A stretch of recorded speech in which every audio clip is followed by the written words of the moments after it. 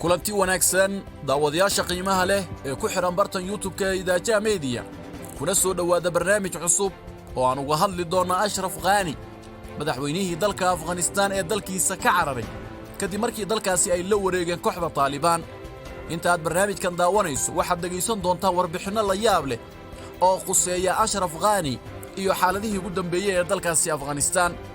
haddaba intaan barnaamijkan gudaha u galin haddaad nagu cusub tahay fadlan subscribe dheh oo gambaleelka furo si aad u noqoto shakhsiga ugu horeeya ee hela warbixinada aan halkan ku soo gudbinno.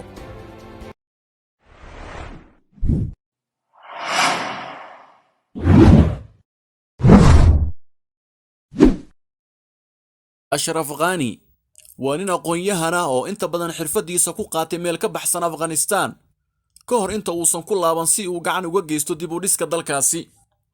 wuxuu 19 bishii May ee sanadkii 1949 ku dhashay gobolka Logar ee dalkaasi Afghanistan.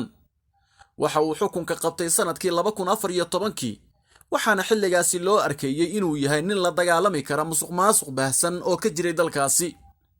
hase yeeshee 5 sano kadib iyadoo la xasuusto eedeymihii ahaa in wax isdawamarin ay ka dhacday doorashada ayaa waxa hoos u dhacay sumcadiisa. Mr. Ghani inta uu xafiiska joogay waxa uu isbahaysi la galay madaxiisii fulinta sidoo kale ahaa ninkii ugu cadcadaa musharaxiintii la tartamaysay ee Cabdalla. waxa uu madaxweyne Ghani ka soo jeeda qoomiyadda ugu ballaaran dalkaasi ee Pashtun. tan iyo markii uu xukunka qabtay sanadkii 2014 waxaa sii xoogaysanayay kooxda Taliban. Ashraf Ghani waxaa laga hor istaagay inuu ka qayb galo wadahadaladii u dhaxeeyay dowladda Mareykanka iyo Taliban ayaa u arkaysay dowladdiisa inay dabadhilif u tahay dalalka shisheeye. Mr. Ghani ayaa soo bandhigay siyaasadda ka dhana musuqmaasuqa laakiin waxaa muuqata in horumar badan aan laga samayn la dagaalanka musuqmaasuqaasi. horaantii bishii September Mareykanka waxa uu sheegay inuu kala laaban doono lacag dhan $100 milyan oo loo qoondeeyay mashruuca tamarta isagoo u sababeeyay musuqmaasuq aad u sareeya oo ka dhex jira dowladda Afghanistan. Ashraf Ghani waxaa markiisii ugu horeysay uu soo shacbaxay sanadkii 2001 markaasoo uu hogaaminayay aqalka odayaasha Afghanistan ee loo yaqaan Looya. wuxuu hore u ahaa aqoon-yahan muddo dheer ku sugnaa Mareykanka wuxuuna mar uu soo shaqeeyay Bangiga Adduunka isagoo saaxiib dhow la ahaa madaxweynihii xilligaasi ee Hamid Karzai.